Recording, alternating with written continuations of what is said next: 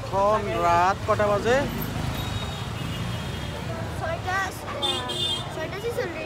6:46। Daganbhuiyan zero পয়েন্টের অবস্থা। আমি ফাজিলঘাট রোড ধরে জিরো পয়েন্টের দিকে প্রবেশ করতেছি। সবার মুখে হতাশার ছোঁয়া।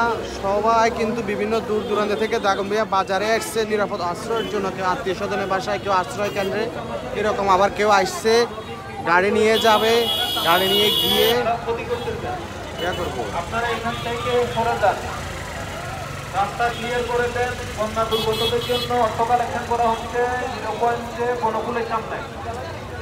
আপনারা জিরো পয়েন্টের এখনের অবস্থা। এই রোডে কি পানি উঠছে? এই রোডে কি পানি উঠছে? এই রোডে পানি উঠছে? এই রোডে একটু যাও না, কতটুকু পানি উঠছে যাও। মানে পানি পর্যন্ত যাওয়ার দরকার না, আবার চলে যাবে। যাও, গুলো এখানে দাঁড়াবেন না। এটা হচ্ছে আমি বসুরহাট রোডের দিকে যাচ্ছি। যাও, যে দূরে শুকনা আছে দূরে যাও। এই ভলান্টিয়ার ভাই যারা আছেন, এটা হচ্ছে বসুরহাট রোডের এখনের অবস্থা। এখনো 7টা বাজে নাই। সবাই আসতেছে নিরাপদ আশ্রয়ের খোঁজে, এবং কি অনেকে আশ্রয় কেন্দ্রে যাচ্ছে, অনেকে আত্মীয় স্বজন এরকম।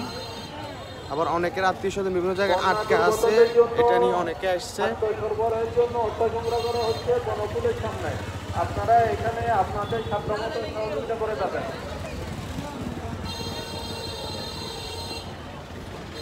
অলরেডি আসছে অনেক আরেক জায়গা থেকে, এরকম ট্রাকে করে করে আসতেছে।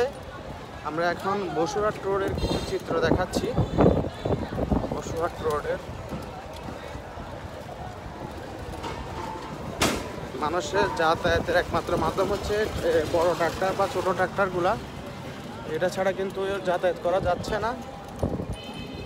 এদিকে ঠিক আছে পরিস্থিতি। আর বসুরহাট রোডে কিন্তু পানি উঠে না। পানি কোন দিয়ে উঠছে রে? মেন রোড থেকে পানি আসেনি? কোন দিয়ে জন্য? ওই হলিয়ান কেন লালমসদ না হলিয়ান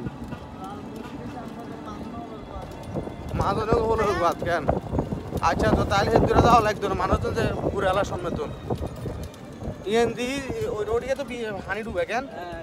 ও আচ্ছা, সদাগরের সামনে দিকে ডুবে।